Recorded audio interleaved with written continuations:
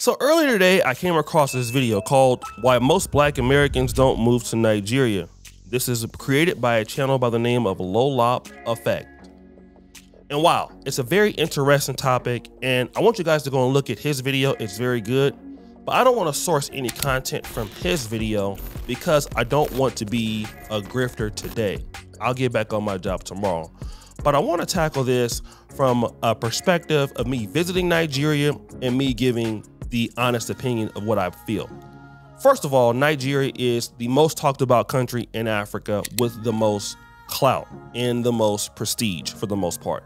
It's the biggest economy, it has the largest population, and it has some of the most talented people in the diaspora and on the continent.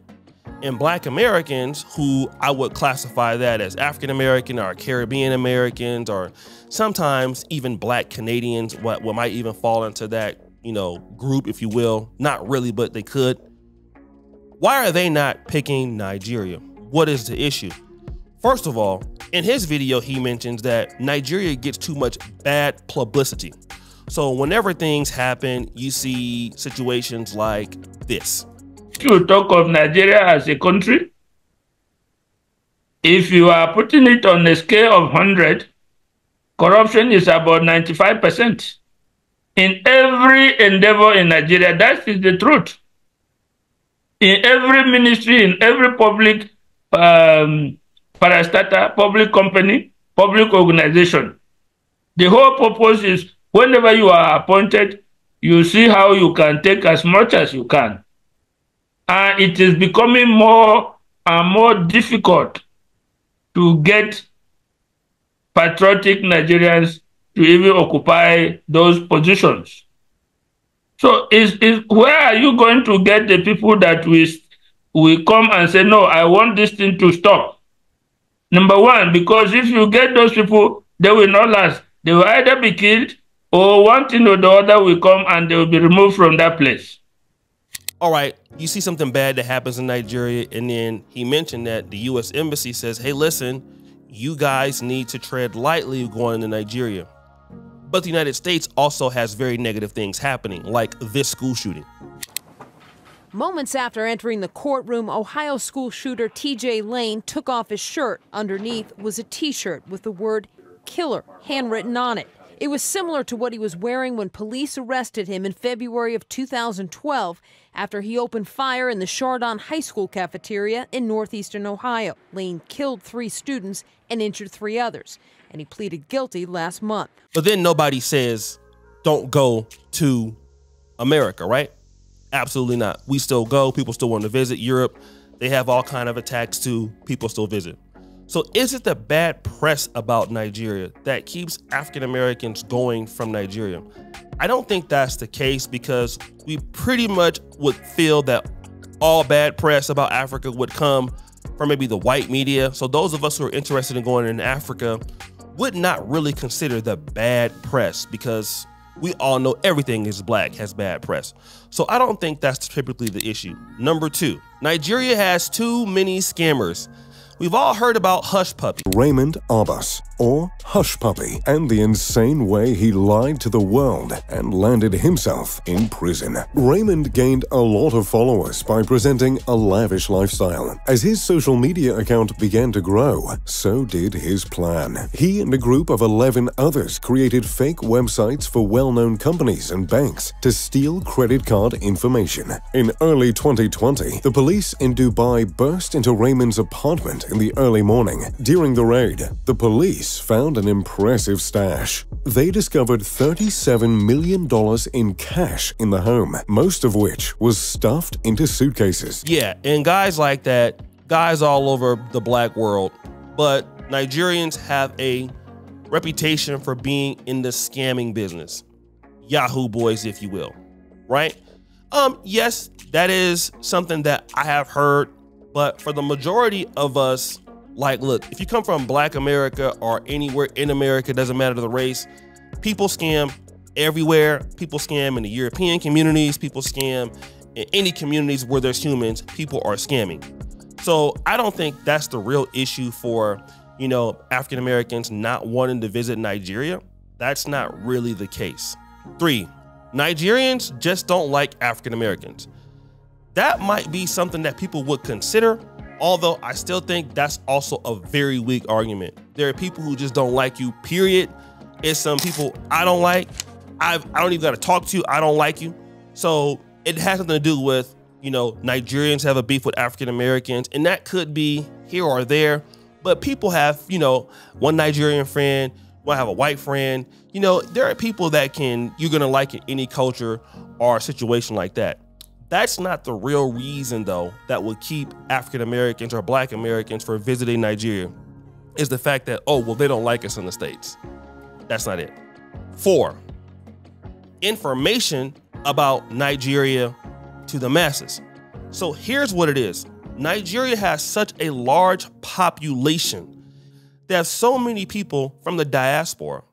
They pretty much don't really need, in my honest opinion, people from like the other levels of the diaspora to come back to Nigeria, simply because they have so many people as it is in the country and outside of the country.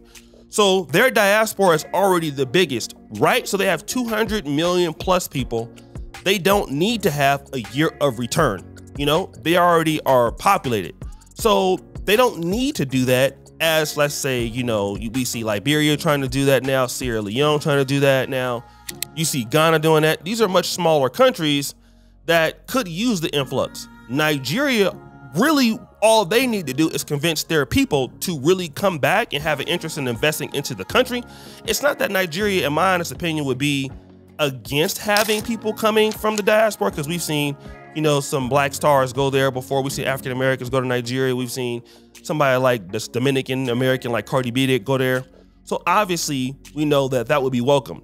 But Nigeria is probably more focused on, you know, winning their talented doctor staff in, you know, the UK to come home, or all their doctors in America, or all their engineers in America. That would be their focal point. Unlike a country like maybe Rwanda, and I'm not saying Rwanda will be doing this, but they're a smaller country, having more people of other diasporas to come in and help develop, whereas Nigeria has a lot of talent everywhere. So they don't really have that need like Sierra Leone is doing, Ghana is doing, to recruit the diaspora back home, because they already have so many people coming back. 5, again, the lack of information. We do know about the culture that Nigeria has as far as the music, the scenery, and things like that. What we don't really know is, you know, how do you do things there? And again, that information is probably not as widespread because of the different concept of winning their own folks home and not necessarily bringing over other people from the diaspora there, right? So that's probably not going to be the problem. But number 6, here's the one criticism that I have of Nigeria. Nigerian visa and embassy issues. Let me tell you, one of the roughest experiences I have ever had in trying to get a visa was at the Nigerian embassy in Uganda. All right. I've heard this many times about Nigerian embassies all over the world. Had a great time in Lagos, had a great time, you know, hanging out on the island. The one criticism that I have, and many folks I've talked to, is how Nigerian embassies and visa processes work. It is by far very complicated. Not only them, also the Liberian embassy, who hung up on me like 3 times after, shout out to my friend Rory Ure, tried to help me get into the country, right? So those 2 countries' embassies, especially here, it could be better. And I think that's really what's stopping a lot of the people wanting to come and visit. Ghana has an easier process. The East African community has an easier process with visas. Nigerian visa process, I feel like a country that could get more tourism, it could be a lot less difficult. You know, you could pay the money, submit online, you know, you need to have your bank statement, you need to go for an interview, then they let you stay out there like for 4 or 5 hours. You know, the customer service and the embassies are not really that great, and you can still get your visa application rejected. It happened to Rachel. We had to do it all over again, another $150 again. However, once you get into the country, we all know about the Murtala Muhammad Airport, and, you know, just Google that, right? But the people are very nice. The immigration is very nice. It's a lot of opportunities. It's probably the most in Africa. They have a very huge business class. But I really feel like what's really keeping people from even really visiting Nigeria more is how difficult it takes just to get a visa. It's the hardest visa I've ever applied for, and it took me like a long time to get it. I had to go to the bank. I had to get a signature from the bank manager. You know, I had to bring in all of these things. I had to get a letter from a Nigerian citizen to be able to even come. Then, you know, like you don't even know if you're gonna get the visa. And yeah, Nigerian embassies, from what they say, can be quite rude to certain individuals. So yes, we've had an experience where we had our application rejected. I had to pay $150 over again. So I think that's the one only thing. If their visa processes were a little bit more, I would say more like Kenya or more like Uganda, yeah, I think a lot more people will go to Nigeria. And possibly the first step is going to visit and to move. I think if you visit, you're gonna like what you see. When I was there, I ended up going to the Hard Rock Cafe in Lagos on the island. It was great. I mean, I was able to get everything that I wanted to get. You know, you can get your Tom Ford cologne there. You can get your Cold Stone creamy ice cream. You can get Burger King. I mean, all of the goods. If you're a lady, you like hair supplies, it's much cheaper in Nigeria than it is in Uganda. Everything you can get there. There's nothing that you can't get. You want to live any quality of life, it's there.